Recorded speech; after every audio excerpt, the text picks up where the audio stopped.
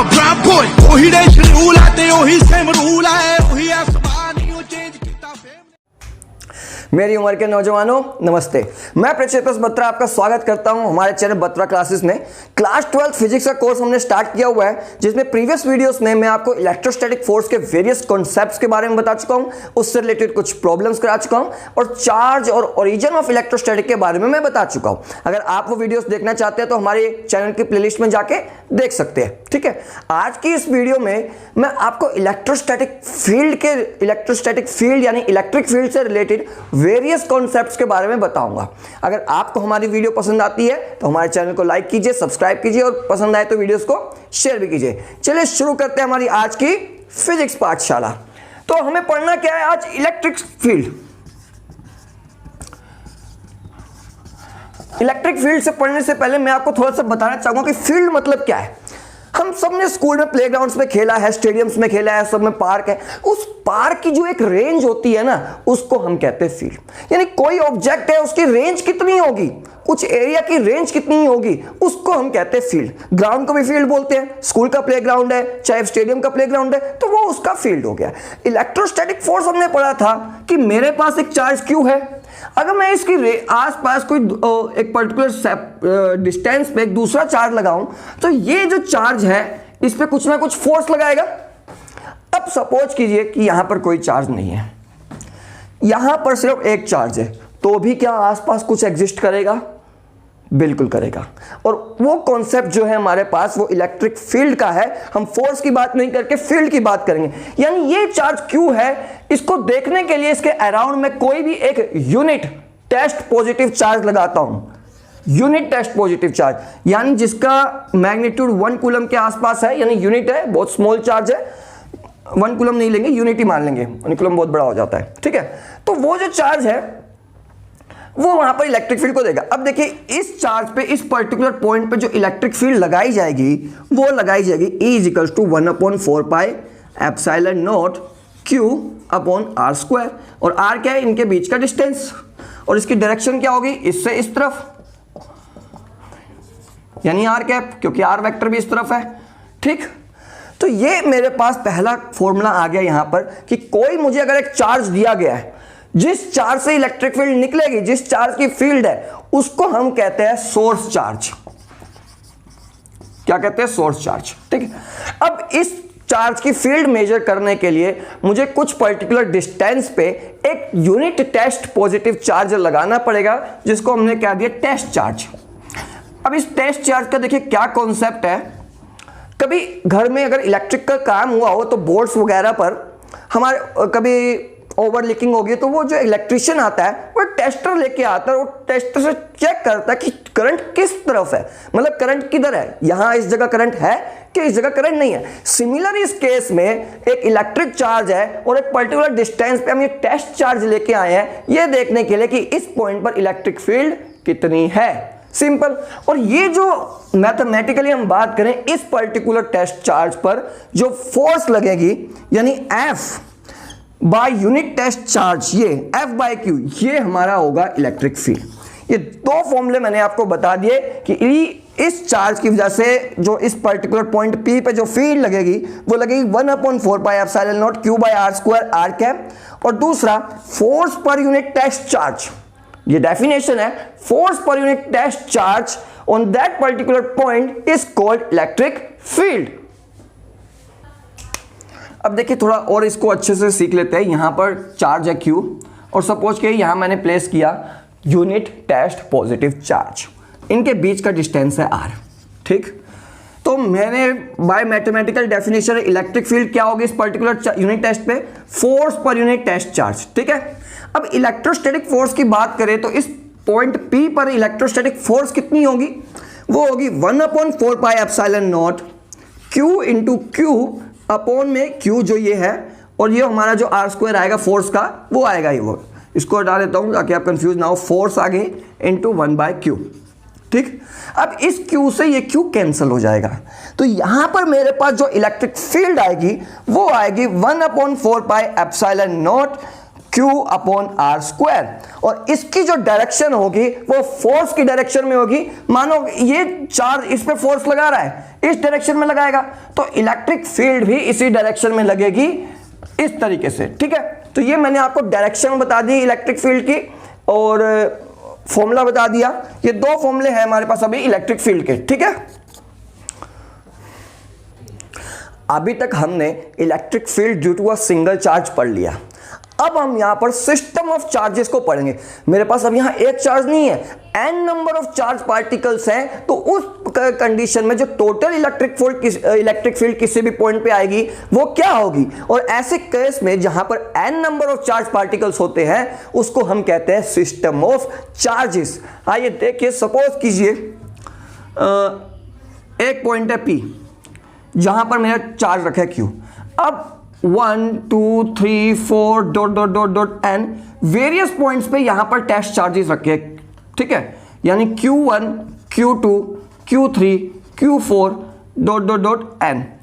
ठीक, थोड़ा उल्टा करते हैं, ये मानिए कि यहां टेस्ट चार्ज रखा है Q, ठीक, और ये जो है ये मेरे सोर्स चार्जेस है। ठीक है, यानी यहां से इलेक्ट्रिक फील्ड आएगी और इस पे हमें इस पॉइंट P पर चेक करना है।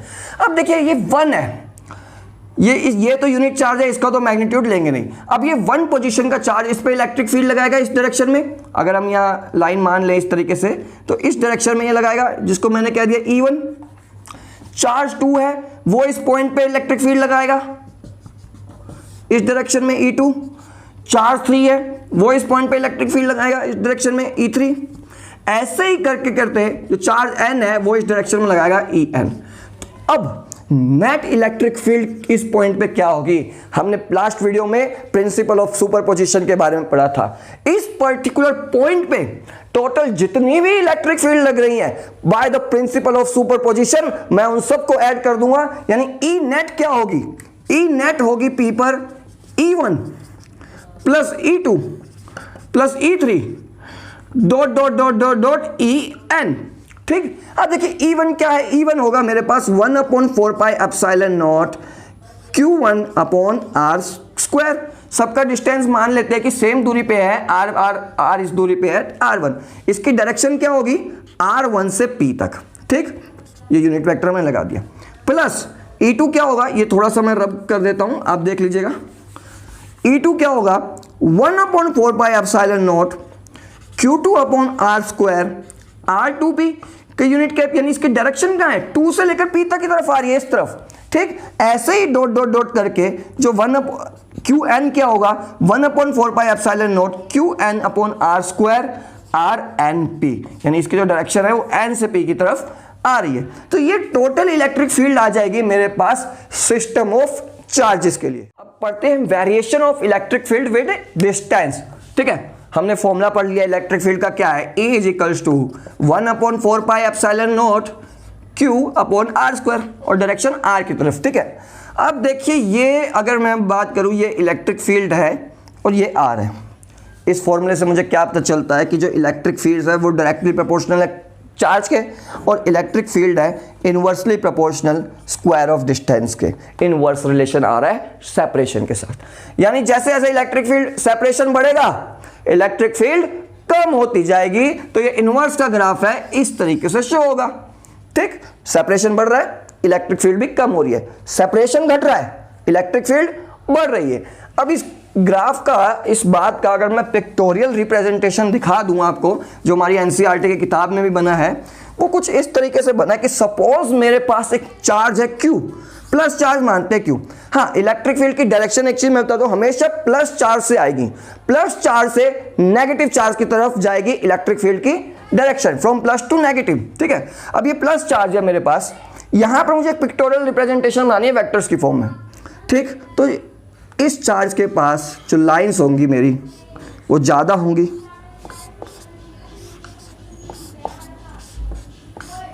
यानी इस पर्टिकुलर पॉइंट के अंदर अंदर,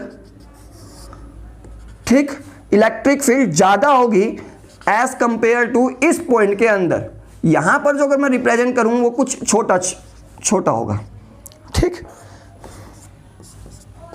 यानी जैसे जैसे इस चार्ज से दूरी बढ़ती जाएगी इलेक्ट्रिक फील्ड का मैग्नीट्यूड स्मॉल होता जाएगा, इलेक्ट्रिक फील्ड लाइंस यानी उनकी डेंसिटी भी कम होती जाएगी।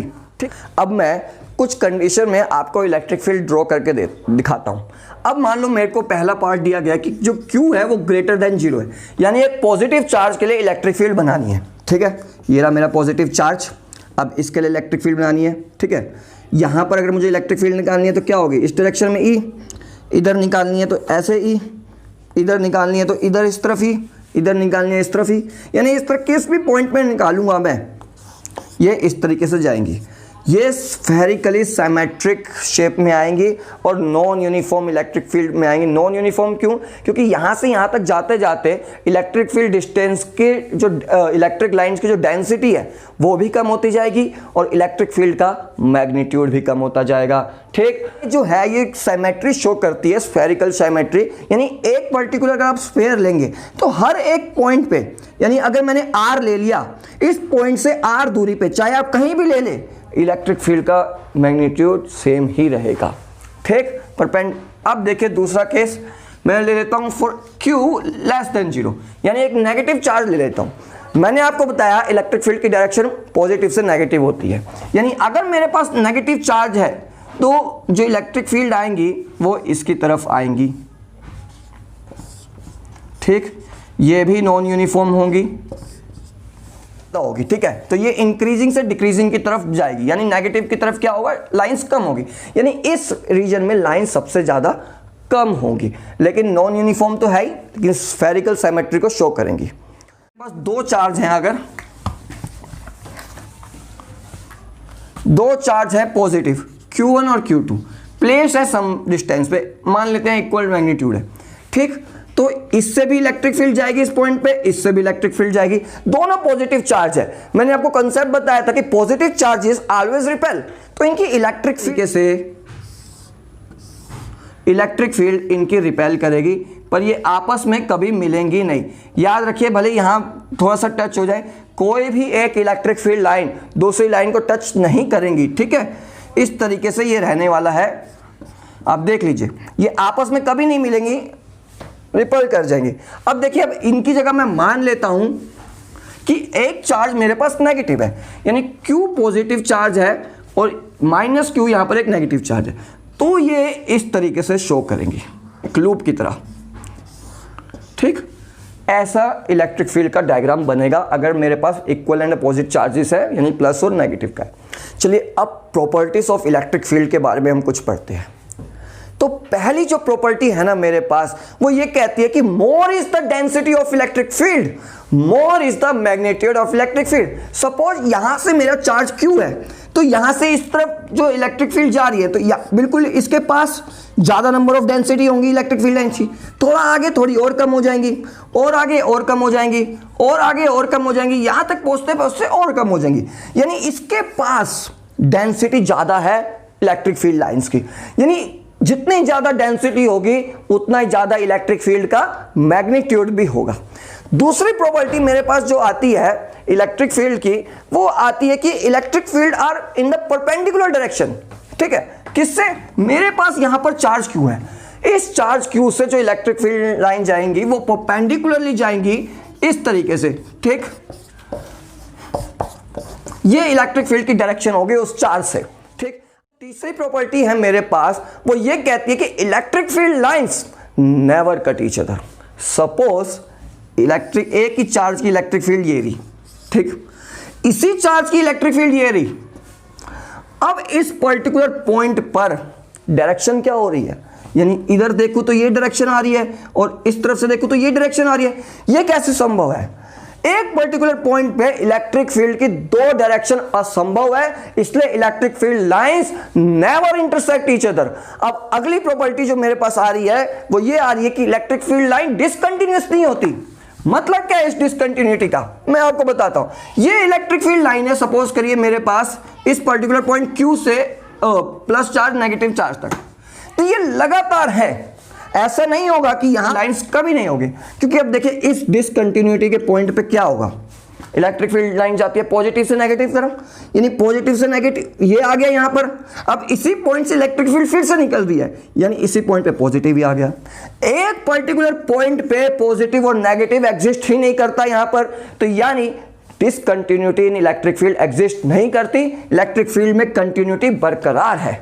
अब देखिए अगली प्रॉपर्टी, लॉन्गिट्यूडनल कंट्रैक्शन। अगर मेरे पास अपोजिट चार्जेस है, मैंने अभी फिगर बनाई थी, यहां पर प्लस चार्ज है और यहां पर माइनस चार्ज है, तो ये इस तरीके से जाएगा, ये इस तरीके से जाएगा, इसकी डायरेक्शन होगी ये, ठीक। इस तरीके के नेचर को हम कहते हैं लॉन्गिट्यूडनल कंट्रैक्शन, ये कॉन्ट्रैक्ट हो जाएंगे। और दूसरा क्या है, अगर मेरे पास सिमिलर चार्जेस हैं तो ये आगे इस तरीके से रिपेल करेंगे। इस तरीके के नेचर को हम कहते हैं लेटरल रिपल्शन। अब देखिए एक चीज और है इसमें कि ये कभी क्लोज्ड लूप नहीं बनाती। क्लोज्ड लूप का मतलब क्या है कि यहां से निकली नेगेटिव से और नेगेटिव से निकली वापस, नहीं, नेगेटिव से तो इलेक्ट्रिक फील्ड आ ही नहीं सकती, नेगेटिव की तरफ ही इलेक्ट्रिक फील्ड जाएगी, तो पॉजिटिव चार्ज से ही नेगेटिव की तरफ जाएगी, तो electric field lines closed loop भी नहीं बनाती। आज की वीडियो में मैंने आपको इलेक्ट्रिक फील्ड के बारे में बताया, सिस्टम ऑफ चार्जेस के बारे में बताया, इलेक्ट्रिक फील्ड की बेसिक प्रॉपर्टी समझाने की कोशिश करी है। ठीक है, आज की वीडियो में इतना ही, मिलते हैं नेक्स्ट वीडियो में, धन्यवाद।